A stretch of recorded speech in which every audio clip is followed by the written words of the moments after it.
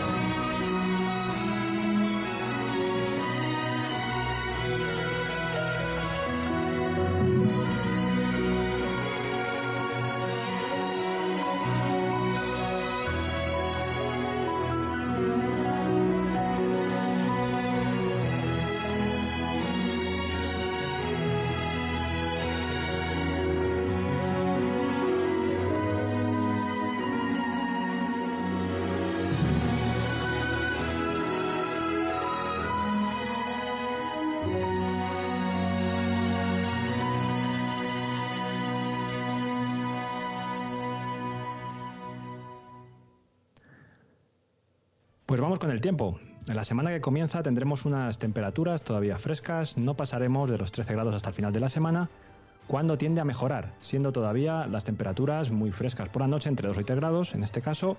Igual que decimos cuando se cumplen los pronósticos, nuestros amigos del tiempo.es fallaron en el diagnóstico para este fin de semana que dejamos, ya que se preveían grandes cambios que finalmente no ocurrieron.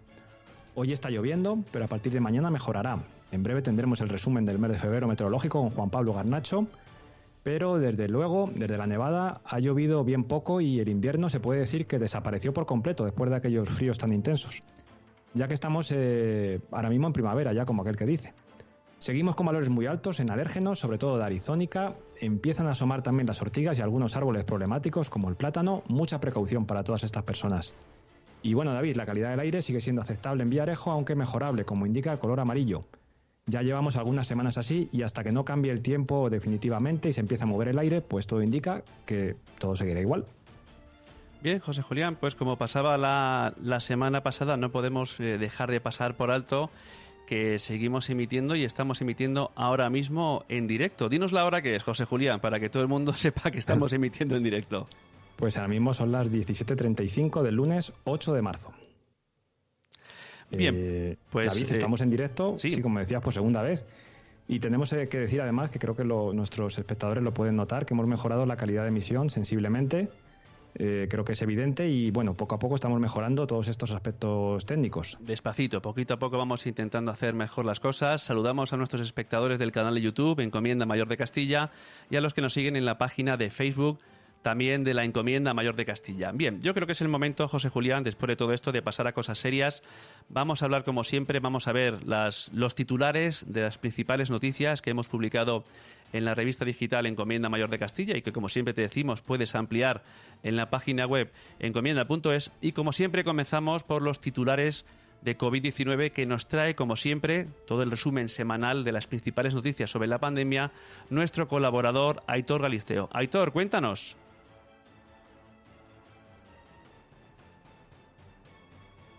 Buenos días, Julián, buenos días, David, y buenos días, vecinos. Comenzamos otra semana más para analizar la evolución de la situación epidemiológica en España, en Madrid y, como siempre, también aquí en Villarejo de Salvanés. Esta semana también vamos a hablar sobre el proceso de vacunación, sobre las últimas novedades que están aconteciendo en el ámbito sanitario y también nos vamos a centrar en las posibles medidas de cara a Semana Santa. Comenzando por el ámbito nacional, como todas las semanas, hablamos de una mejora progresiva que ya veníamos avanzando durante las semanas anteriores. Hablamos de una media de incidencia acumulada a 14 días de 153 casos por cada 100.000 habitantes. En el caso de la Comunidad de Madrid, este riesgo continúa siendo mayor que en la mayoría del resto de provincias. Hablamos de 253 casos por cada 100.000 habitantes. Un dato que solo se encuentran en peor situación las ciudades autónomas de Ceuta y Melilla. En Villarejo de Salvanés hablamos de que la situación, pues prácticamente podríamos decir que está en estos momentos controlada. Tan solo hemos registrado 5 positivos en los últimos 14 días, lo que se traduce en una tasa de 68 casos por cada 100.000 habitantes. Hablamos de un dato muy positivo, de una mejora que ya prácticamente va a ser imposible de cara a las próximas semanas, porque estamos cerca de alcanzar el objetivo 0. Y bueno, hablamos de que en el resto de municipios de nuestra región la situación es muy similar. Municipios como Carabaña tan solo registran 5 casos, 6 en el caso de Perales de Tajuña o de Chinchón, y el único caso reseñable sería el de Morata de Tajuña, que con 36 positivos se sitúa en una tasa de 469 casos por cada 100.000 habitantes, una tasa que está muy por encima de la media nacional y de la media de la Comunidad de Madrid. En esta situación comienza en breve la Semana Santa, que este año, recordemos que Jueves y Viernes Santo caen justamente los días 1 y 2 de abril. Desde el Ministerio de Sanidad están intentando acordar una serie de medidas que sirvan como guía para las comunidades autónomas, y estas medidas, si bien ya han sido presentadas a las comunidades autónomas, tendrán que ser votadas el próximo miércoles en un Consejo Interterritorial. ¿En qué consisten estas medidas de cara a Semana Santa? Pues básicamente consisten en el cierre perimetral de todas las provincias, en el toque de queda establecerlo de 10 de la noche a 6 de la mañana, y también en que los universitarios no regresen a sus casas en caso de que se encuentren en otra provincia. Por supuesto, también consiste en la prohibición de reuniones masivas y de concentraciones de gente que se pueden dar, o que se darían, mejor dicho, en circunstancias normales en estas fechas. La Comunidad de Madrid es la única provincia que se ha mostrado en contra a estas medidas, si bien la presidenta de la comunidad, Isabel Díaz Ayuso, ha dicho que seguiría las recomendaciones que le dictasen las autoridades sanitarias. Las autoridades sanitarias precisamente dicen que este es el camino a seguir y de momento la Comunidad de Madrid sigue en el rechazo a estas medidas. Veremos a ver de cara al próximo miércoles cómo se soluciona esta situación a la que se han mostrado favorables el resto de comunidades autónomas. La Semana Santa se da así por perdida en toda España y el objetivo ahora sería evitar una cuarta ola. Recordemos que esta tercera ola ha sido incluso peor que la segunda. El objetivo que pretende el Ministerio de Sanidad y en el que están de acuerdo la mayoría de provincias sería el de dar por perdida la Semana Santa para evitar una cuarta ola, acelerar el proceso de vacunación y poder tener un verano en condiciones más o menos medianamente, por decirlo así, normales. En cuanto al proceso de vacunación, la vacunación continúa en la Comunidad de Madrid de cara a esta semana que viene. Continúa la vacunación a esas personas mayores de 80 años que se les seguirá citando por llamada telefónica para que acudan a su centro de salud más cercano.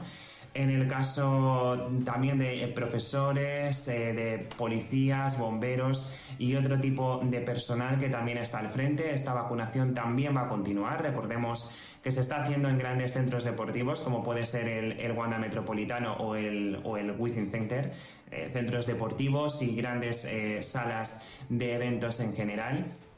Y bueno, hemos visto que esta semana muchos medios de comunicación han abierto con esa noticia de centenares de bajas de profesores en Madrid debido a los efectos adversos de esa vacuna.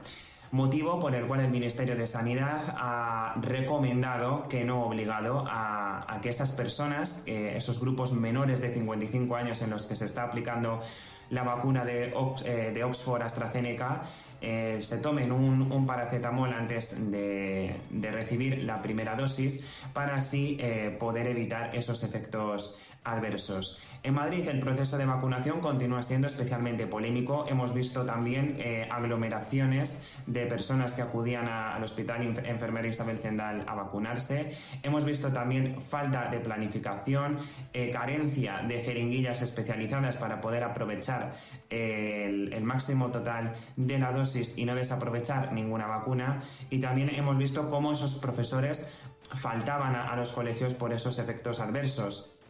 De nuevo, los médicos de atención primaria siguen reclamando el cumplimiento de las medidas que se acordaron en septiembre, con la Comunidad de Madrid.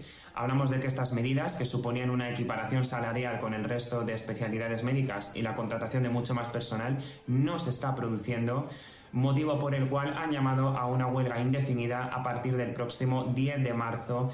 Veremos a ver en qué queda esta huelga. Recordemos que en septiembre también había esa intención de huelga indefinida, pero que finalmente acabó desconvocándose por esa reunión que se produjo en el último momento con la Comunidad de Madrid. Precisamente esta nueva convocatoria de huelga viene a raíz de que esos acuerdos a los que se llegó en septiembre no se están cumpliendo, en palabras de los médicos, que siguen necesitando personal de atención primaria para poder reforzar así el sistema sanitario y evitar precisamente un colapso posterior en los hospitales y que no se puedan atender ciertas patologías.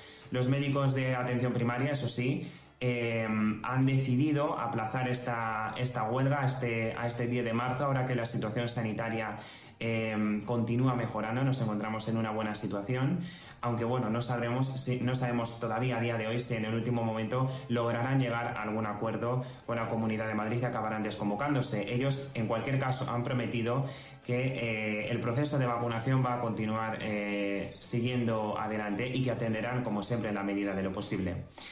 Así que bueno, hasta aquí el repaso de la actualidad informativa, de la actualidad del coronavirus en nuestro municipio, en Madrid, y a rasgos generales a nivel nacional. Y nada, vamos por muy buen camino, tenemos que evitar esa cuarta ola, está en nuestras manos evitarlo y parece que esta vez existe un consenso generalizado en dar por perdida la Semana Santa para poder salvar precisamente lo que nos queda de año. Un saludo, vecinos, nos vemos la semana que viene, hasta luego. Bien, pues como siempre, Aitor, combativo, crítico, como tiene que ser, criticando aquellas cosas que se hacen mal, alabando lo que se hace bien y dando opinión, mojándose como nos gusta a nosotros en la encomienda. Pues sí, David, hablando de todo un poco y echando un capote a nuestra presidenta, yo que soy un apasionado de los datos, tengo mis dudas de que en otras comunidades haya tal cantidad de indicadores, sistemas, mapas, webs, además todo en abierto, todo en público, Sobre todo cualquiera puede datos, acceder a ello. sobre todo datos y análisis, que es lo que hace falta. Si se haga mejor o se haga peor, lo que hace falta es información de lo que está pasando. Y como ejemplo, me gustaría destacar el sistema de control de las aguas residuales por municipio. Sinceramente, me parece algo de ciencia ficción. A lo mejor estoy equivocado y lo tienen en todos lados, pero la verdad es que lo dudo bastante. Es decir, ese detalle que tenemos por municipio.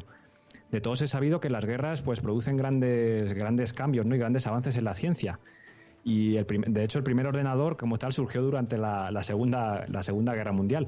Y me gustaría, porque ya te digo que para mí el tema de las aguas residuales me parece un avance increíble. ¿Puedes poner el mapa? Y pasa desapercibido, sí, vamos a verlos, porque además es que aquí lo tenemos, en el fondo estamos en una guerra contra un virus y no queda más remedio que utilizar el ingenio y utilizar todas las herramientas que tengamos a nuestra mano para luchar contra ello. Pues sí, centrándonos en este tema de las aguas residuales, David, lo estamos viendo en pantalla ahora mismo, tenemos que decir que se aprecia un empeoramiento. Esto es un indicador, el de las aguas residuales, que nos puede anticipar lo que está por venir. Es decir, ¿esto qué quiere decir? Esas zonas más oscuras, pues con bastante probabilidad que los datos de infección van a empeorar en pocas semanas. Ojalá, como siempre, nos equivoquemos. Lo que toca a Villarejo parece que la situación está más controlada, como se puede ver en el mapa. Pero bueno, al final, como vivimos en una sociedad, si medio Madrid se contagia y si medio Madrid se empieza a infectar, desde luego a nosotros nos libra ni perri. Nos toca, efectivamente, así es. Bueno, siguiendo con datos y con gráficos, me habías comentado fuera de micrófono que íbamos a contar con un documento sobre la velocidad de vacunación que hay en la Comunidad de Madrid. Pues sí, David, quería destacar de nuevo el excepcional trabajo de nuestro colaborador Moisés González con sus gráficos y tablas, y una especial sobre la velocidad de vacunación que la verdad no quiero que pase desapercibida, pero creo que quien mejor nos lo puede explicar es él mismo. Moisés, por favor, cuéntanos. Mis saludos cordiales a todos los que estéis viendo este vídeo de Encomienda Mayor de Castilla. Me ha pedido Julián que os explique en un audio esta tabla y he preferido hacerlo en formato vídeo porque creo que va a ser más comprensible. Esta tabla analiza la velocidad de vacunación que se está teniendo en la última semana en España. Los datos los saco de aquí, del Ministerio de Sanidad, de la web, donde nos informan en una tabla de los datos acumulados. Como yo prefiero sacar los datos semanales, tengo que hacer la resta, por eso hago el último informe basándome en la información del Ministerio de Sanidad, y de ahí, en ese último informe, podéis ver la media que se lleva de vacunación diaria. Esa media va cambiando, lógicamente. Todo lo que sea positivo lo veis ahí en esto reflejado, y además podéis ver el número de personas que, por relación a cada comunidad, el porcentaje de población que se ha ido vacunando por comunidad. Volviendo al informe de la comparativa semanal y centrándonos en Madrid, pues aquí podéis ver en esta tabla que 121.320 dosis se han entregado la última semana, de las cuales se han administrado 93.760, representa un 0,2% negativo en relación a la velocidad que se llevaba la semana pasada. Y aquí todo lo que veáis en positivo, no en negativo como era al principio, os muestro por ejemplo el día 21 de enero como estaba, pues todo lo que veáis en positivo quiere decir que estamos aumentando la velocidad de vacunación. ¿Es suficiente ese aumento de velocidad de vacunación? Pues no, porque aquí lo veis en estos otros datos que publico, que si continuamos con esa media no terminaríamos de vacunar al 70% de los españoles a día de hoy, a fecha 1 de marzo, no terminaríamos hasta el día 11 de enero del año 2024. O sea, la velocidad de vacunación es muy lenta. Pero voy a acabar con una buena noticia. El consejero de Sanidad, el viceconsejero de Sanidad, el último viernes, nos dio un dato en la rueda de prensa de que Madrid estaba preparado para administrar 360.000 vacunas por semana. Quiere decirse que los recursos los tenemos. Los emplazamientos para hacerlo lo tenemos. Lo único que falta son las vacunas.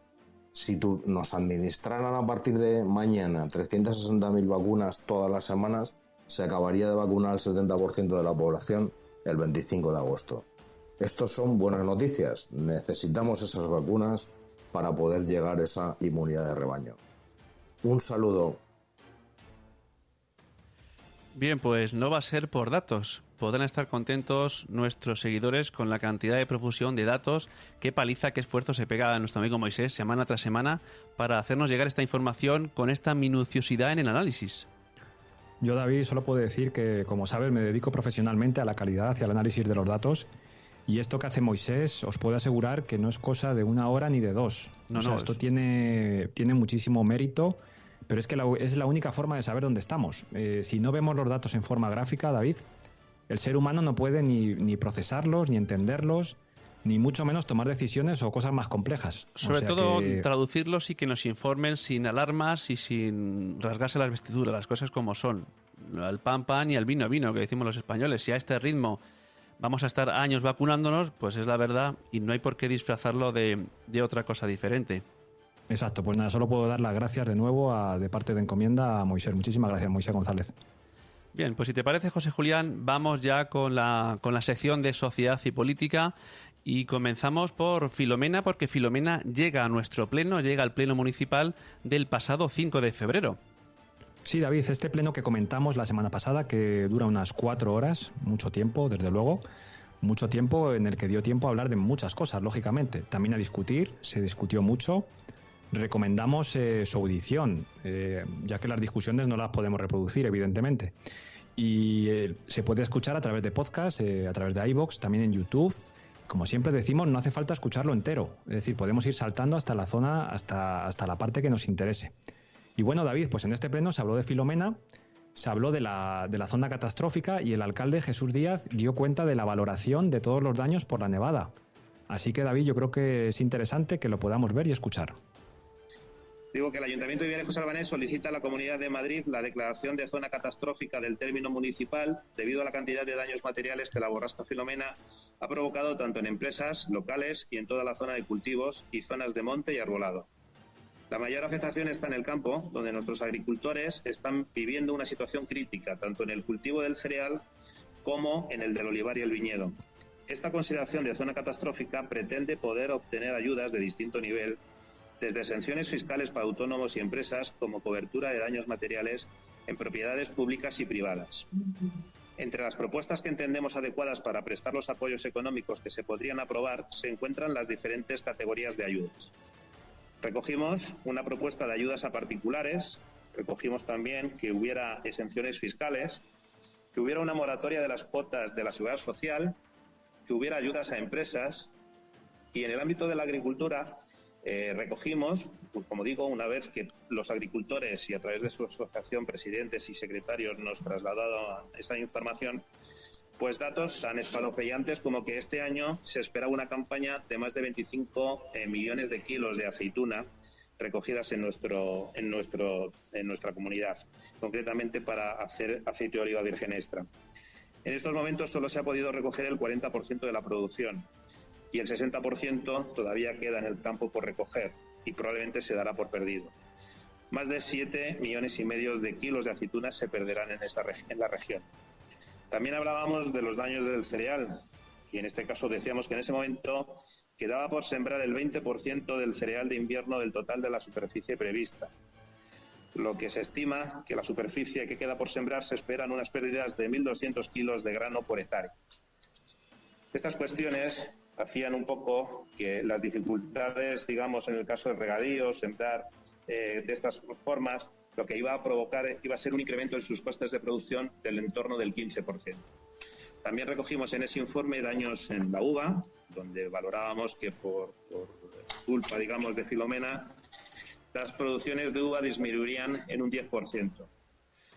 De la misma manera, hablábamos de los daños en infraestructuras de los agricultores y empresas agroalimentarias, donde se decían los desperfectos que estas naves privadas de agricultores, instalaciones en cooperativas e infraestructuras destinadas al almacenamiento de materias primas habían sufrido. En cuanto a los daños de ganadería, se recogió en ese informe que enviamos que en la ganadería de ovino, que es la mayoritaria en nuestra zona, hay un 20% de corderos nacidos que han muerto por la nieve y las bajas temperaturas históricas, y que se estima que el 2% de ovejas adultas también han muerto. Y se perderá la producción de al menos 4 días de leche, puesto que los camiones, por la nieve, los camiones cisternas que recogen esa leche, no podían acceder a las ganaderías. Una vez que teníamos claro cuál era el alcance, la magnitud de los daños, en los que se pidió la colaboración expresa a la Policía Municipal para que pudiera hacer un informe con fotografías concretas, y se entregó ese informe, como digo, tanto con daños en bienes públicos como también en bienes privados, en viviendas, en edificios, como estaba diciendo antes. Bueno, pues una vez que se hizo toda esa recopilación, nos dispusimos a enviar ese informe, como digo, con fecha 18 de enero a la Comunidad de Madrid, para no solo solicitar la declaración de zona catastrófica, sino también dar un informe concreto de cuál era la estimación de los daños que en esa fecha estábamos observando en nuestro municipio.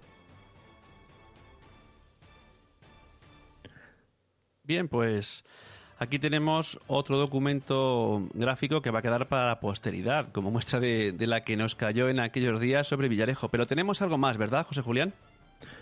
Pues sí, Jesús también habló de las labores realizadas por el Ayuntamiento durante la nevada. Creemos que es un documento interesante porque Jesús relata de una forma cronológica todo lo que sucedió y las diferentes actuaciones del Ayuntamiento, además de reconocer la labor de tantas y tantas personas que dedicaron jornadas maratonianas a ayudar a despejar las calles. Una cuestión de vida o muerte incluso para algunas personas. Yo creo que podemos ver a continuación este corte. Sí, vamos a verlo. Pues todos recuerdan pues que, digamos, la nevada, esa acumulación de nieve, resulta de la noche del viernes al sábado. Ya el viernes comenzamos con las tareas de limpieza de algunas calles, de algunas aceras, y terminamos en torno a las 12 de la noche ese viernes. A la mañana siguiente, pues cuando nos despertamos todos, como bien conocemos, con 50, 60 y 80 centímetros de nieve en algunas de las zonas de nuestro municipio. Previamente habíamos establecido un plan de emergencia en el que habíamos hecho un acopio los días previos de sal para poder afrontar el deshielo cuando fuera el momento adecuado. Habíamos hecho una planificación de trabajo con los propietarios de maquinaria de obra civil del pueblo, así como con algunos agricultores. Nos hubiera gustado tener, digamos, mayor posibilidad de haber contado con algún agricultor más, pero como todos pueden conocer, las grandes maquinarias agrícolas no están en la zona urbana, sino en naves que están alejadas del casco urbano, con lo cual había una dificultad tremenda para poder llegar a esas naves a recoger esas maquinarias, y muchas de esas maquinarias tenían en ese momento, como son los tractores, los dispositivos de recogida de aceituna. Todos los que pudieron se sumaron, por eso he dicho que el primer punto hoy del orden del día era ese agradecimiento, porque a pesar de que todos han presentado sus respectivas facturas del trabajo realizado en cuanto a las horas destinadas, bien es cierto que ha habido jornadas intensas desde las 9 de la mañana hasta las 5:30 de la madrugada, sin parar, salvo para los 30 minutos y tomar la comida. Y esto es de agradecer, que estos trabajadores hayan estado sin descanso durante 11 días consecutivos, subidos en sus respectivas máquinas, con un claro objetivo, y era ayudar a la totalidad de los vecinos que vivimos en nuestro pueblo. Se han hecho infinidad de actuaciones, hemos tenido que saltar a propiedades particulares para poder quitar la nieve detrás de esas puertas que impedían abrirse a personas mayores que no podían salir. Hemos limpiado muchísimas puertas, muchísimos garajes y calles para que pudiera llegar las ambulancias 3 días después, en el sentido de que había personas que tenían que hacer diálisis, decía, 3 días después de no haber podido ir. A partir de ahí, pues, como digo, el primer día el objetivo fue liberar, hacer accesible el centro médico, todas las entradas y salidas del municipio. Ese sábado, a las 11 de la noche, que fue justo la última acceso, porque hubo varios palos de madera de poste telefónico que se partieron y obstaculizaban la entrada y salida, en la salida que todos conocemos del cuartel, es decir, calle Encomienda al fondo. Esa rotonda fue la última que pudimos abrir y conectar con la 3 a las 11 de la noche de ese sábado. Al día siguiente fuimos trabajando en las distintas calles, buscando siempre las llamadas de urgencia que los compañeros que estaban en el ayuntamiento iban canalizando a través de esos números de ayuda para que las personas no salieran de sus casas, nos llamaran. Hemos llevado medicamentos, hemos llevado compra de alimentos, hemos llamado a todos los mayores por esa lista que tenemos de empadronamiento y que utilizamos en su día para llamar a los mayores por el asunto del COVID en esos primeros días del estado de alarma. Tuvimos que ir, en principio, retirando nieve para abrir todas las calles, muchas de ellas por su orientación quedaban con esas bajas temperaturas de 12 grados bajo cero, quedaban bloqueadas en el sentido de que había una capa de hielo tremenda. Según íbamos quitando nieve, íbamos esparciendo sal con un tractor y una abonadora para facilitar que ese hielo pudiera ir deshaciéndose, pero el problema es que en una temperatura baja, cuando hemos tenido la suerte, durante esos días también es cierto que a lo largo de la media mañana las temperaturas subían bastante y había sol, había un deshielo, y ese deshielo, cuando llegaban las 6-7 de la tarde, volvió otra vez a congelarse. Con lo cual, ahí hemos aplicado 40 toneladas de sal, 40.000 kilos de sal. El día que entregamos sal a las personas que quisieron acercarse en esos 3 puntos de entrega, la puerta del ayuntamiento, la puerta del pabellón Mariano Díaz y la puerta de la fábrica del Centro de Artes Escénicas La Fábrica, 3 puntos de recogida para que evitáramos aglomeraciones. Se repartieron ese día, desde las 9 de la mañana hasta las 5 de la tarde, 15 toneladas de sal, 15.000 kilos. Pues David, otro documento también importantísimo para darnos cuenta de la magnitud de la nevada. Publicaremos el corte completo del pleno a lo largo de esta semana. Pero la verdad es que 4 horas dan para bastante. No hay ninguna cosa más, José Julián, reseñable en el pleno del pasado día. Sí, hay más cosas. También se habló bastante del plan de inversión regional, de otros asuntos. Como digo, aparte de discutir mucho y de sacar a relucir los temas habituales, que los que sigan los plenos ya los conocen, y en los que lógicamente no vamos a entrar. Lo mejor que se puede hacer la gente, como he dicho antes, es escuchar el pleno por los medios que hemos comentado. Bien, perfecto. Bien, pues se ha reformado el parque de la iglesia. Luce, estupendo. Pues sí, bueno, no son los únicos parques infantiles que hay en Villarejo, pero quizás sí que son los más emblemáticos y conocidos, porque se encuentran en la zona entre el castillo, la iglesia y junto a la tercia. Se han adecentado bastante, instalado una valla para aumentar la seguridad y se ha pintado el suelo. La verdad es que han quedado muy bonitos. Bien, pues vamos con la sección de deportes y, como siempre, vamos a empezar con el fútbol. Sí, comentamos simplemente la situación de los nuestros en el fútbol. La escuela de Villarejo de Preferente continúa sufriendo lo indecible en esta difícil temporada que les ha tocado vivir, tal y como nos explicó Vidal hace unas semanas en la última entrevista. Y ahora mismo el equipo sigue colista con 2 puntos de 24 posibles. Lo único que podemos dar es mucho ánimo desde aquí, desde la redacción.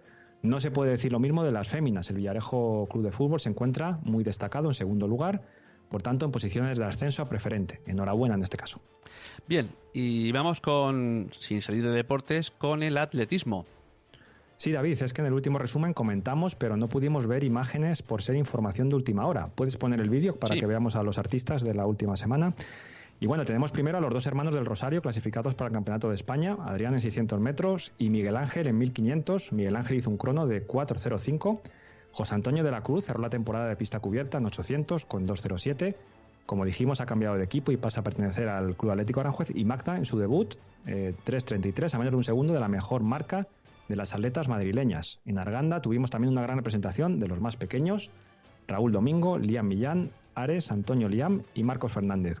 Volvemos a dar la enhorabuena una semana después. Y por supuesto no podía haber una Encomienda News sin el atletismo, sin el running Villarejo.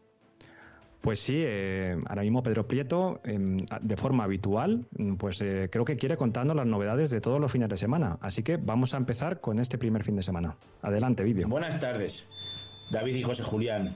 Vamos a haceros un breve resumen de lo acontecido por el atletismo villarejero de esta semana. Empezamos con el viernes, que se celebraron en Arganda unas nuevas jornadas de menores.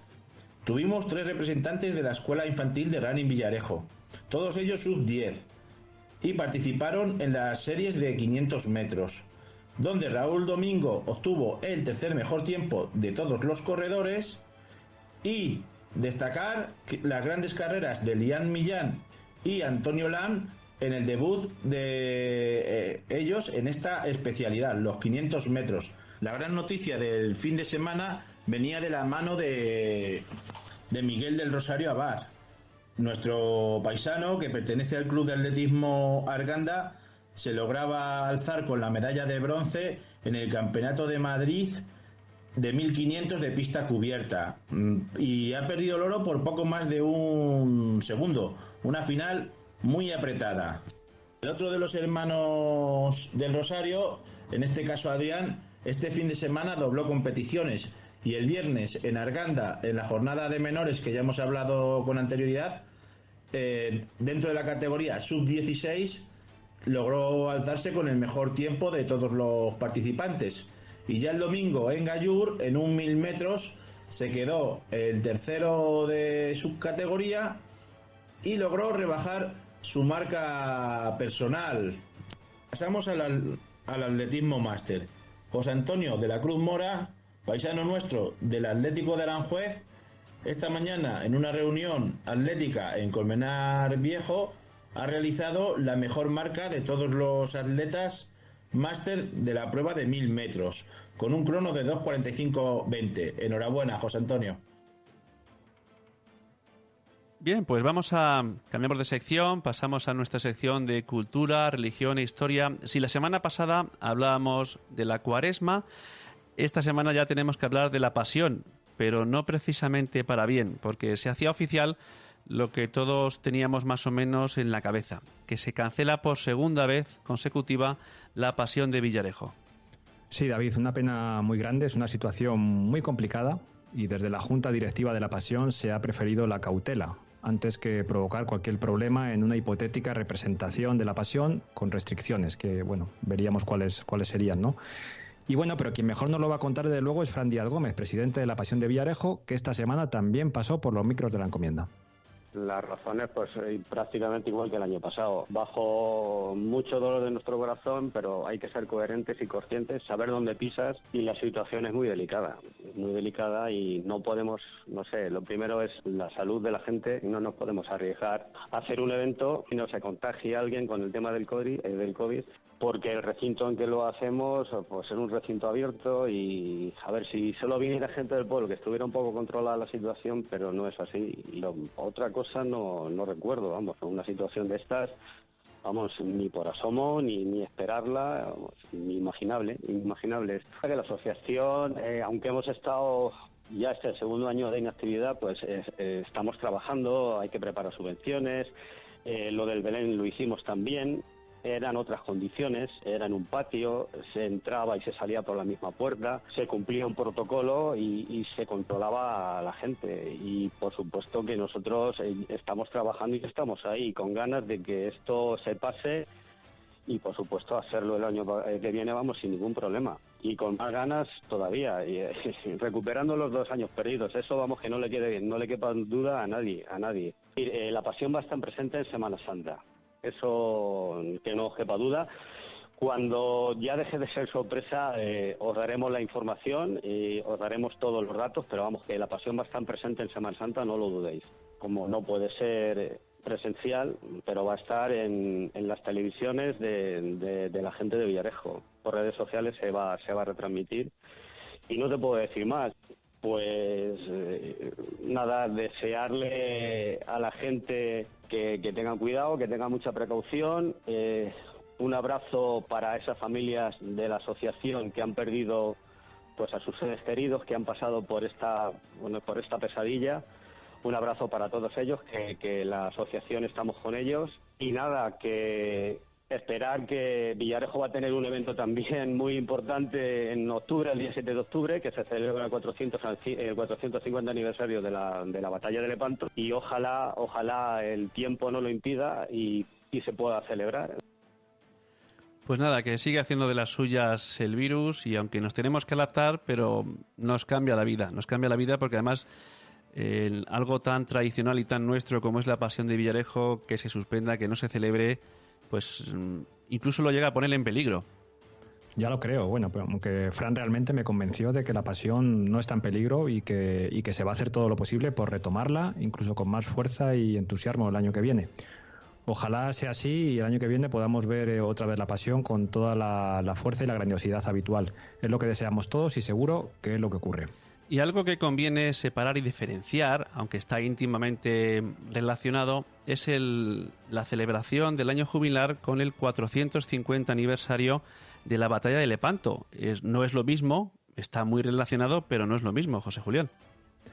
Pues sí, hay que aclarar que una cosa es el año jubilar, que es un evento religioso, y otra muy diferente, aunque íntimamente relacionada, es el aniversario de la batalla de Lepanto, el 450 aniversario exactamente. Y sí, David, muy bien traído y explicado. O sea, hay que separar ambos eventos porque aunque los dos van de la mano, sin embargo, el aniversario de la batalla de Lepanto es, digamos, algo más civil, más cultural, y así lo está preparando el Ayuntamiento en colaboración con las asociaciones de Villarejo. Se celebró esta semana una reunión de trabajo importante en La Tercia con todas estas asociaciones y con oficiales de la Armada y el Ejército del Aire. ¿Y qué se está preparando? Pues un programa de actividades por este 450 aniversario. Aunque ya se han filtrado cosas y detalles, como somos muy cautos, David, pues y no sabemos si es público todavía, pues no vamos a decir nada. Solo que si finalmente se puede llevar a cabo... Somos discretos. Exacto, somos discretos. Se haría algo muy especial, muy diferente e importante, coincidiendo con las segundas fiestas de este año. Es decir, algo, por supuesto, que va a estar relacionado con la batalla de Lepanto. Bien, y sin dejar de todo el año jubilar, tenemos una noticia también relevante y que enlaza con la banda de música de aquí de Villarejo y el año jubilar. Pues sí, la banda de música lo hacía público esta semana. Se ha encargado la creación de una obra inédita al compositor David Rivas Domínguez. Esta composición tendrá un carácter programático en torno a la repercusión histórica de la batalla de Lepanto en el pueblo de Villarejo de Salvanés. Y bueno, desde hace unas semanas ya este compositor está trabajando en el tema. Nos dicen que los primeros bocetos tienen un futuro y un aspecto muy, muy prometedor. Bien, y finalizamos con un repaso por artículos de opinión. Finalizamos el capítulo bueno, no finalizamos del todo y ahora veremos por qué no, pero tenemos un artículo de opinión que se ha publicado en las redes y que nos ha llenado de emoción, por lo menos a mí en particular me ha emocionado muchísimo. Sí, antes de que pasemos, David, quiero recordar también que tenemos esta semana el Rincón de los Refranes de Anselmo, que habla sobre el COVID-19. Tenemos también un artículo muy irónico, muy brillante, de dudas y certezas de Ángel Luis Cancela, pero sobre todo tenemos este poema recitado con ese estilo inimitable de José Balboa, desde Beariz, Orense. Así que si quieres, David, creo que lo mejor es que lo escuchemos. Escuchar con atención porque es digno de tomarlo con calma. Oigo, patria, tu aflicción, y no entiendo por qué callas, viendo a traidores canallas despedazar la nación, dando a un ingrato felón estúpidas concesiones. Están haciendo jirones esta tierra milenaria de gente ayer solidaria, hoy podrida de ambiciones. Lloras porque te engañaron los que lealtad prometieron, los mismos que te aplaudieron y la ley corroboraron. Alevosos, traicioneros, bellacos y desleales, la convivencia entre iguales rompen con su feronía y han de acabar la porfía en inmundos cenagales. Buscando solo engañar, distorsionaron la historia para turbar la memoria de las gentes del lugar. Anhelantes por medrar, con estúpida insolencia, rompieron la convivencia entre familias y amigos. Requiere firme castigo su ruin malevolencia. Un tipo poco honorable quiere imponer sus ideas de maneras maniqueas, fraudulentas, miserables, arteras y despreciables. Medio milenio hermanados no lo separa un tarado dirigente provinciano por mucho discurso vano que largue desde su estrado. ¡Basta!, gritó el pueblo fiel por toda la piel de toro. ¡Basta!, clamaron a coro los españoles de bien. ¡Basta!, poned pie en pared a tanta provocación y cortad la humillación de estos cuatro hijos de perra. No se trocea esta tierra, somos una gran nación. Fieles, paisanos, honrados, que queréis que vuestros nietos os recuerden con respeto por haberles entregado un país fuerte y aunado. Levantaos, despertad, negad la eventualidad de una España fragmentada y levantad vuestra espada contra tanta indignidad. Sin palabras. Yo no puedo decir nada. Yo me quedé impresionado y por eso lo hemos publicado y Creo que se comenta por sí solo. No hace falta más que decir. Muchísimas gracias, Pepe Balboa, por esto que no se puede ni calificar. No lo puedo ni calificar.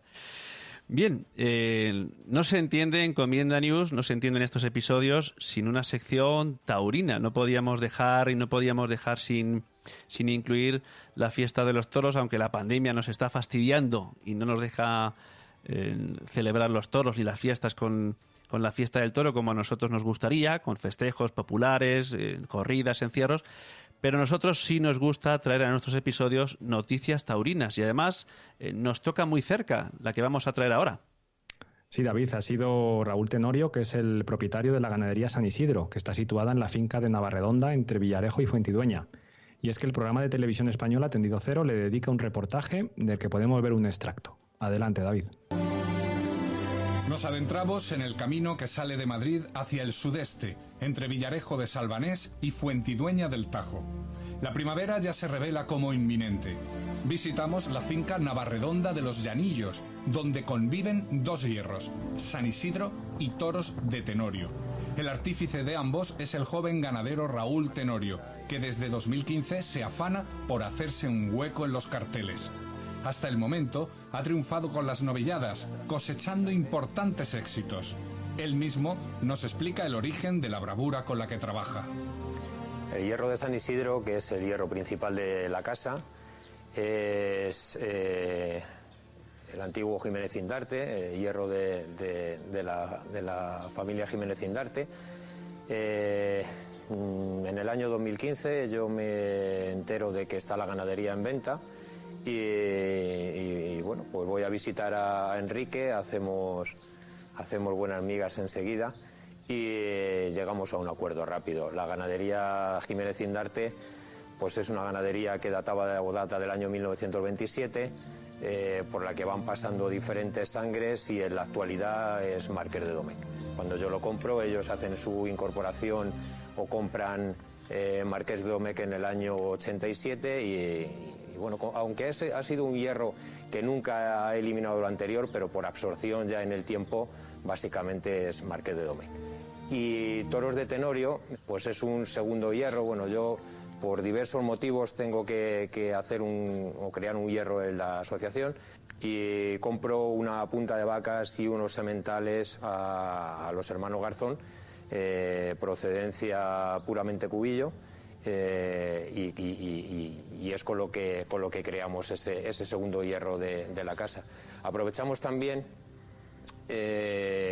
vistas a futuro de que las incorporaciones en sangre que hacemos en ese hierro pues tengan Maribel Ibarra, o sea, que venga de la línea Maribel Ibarra, que venga de la línea Osborne, de la línea Moura, que entendemos, o así entendía yo y entiendo, que era lo que más clase tenía de la parte del Marqués de Domecq. Más que nada lo llevamos por separado por completo, más que nada pues si en un futuro tuviéramos que echar mano para que a la ganadería de San Isidro por lo que pudiéramos ir necesitando.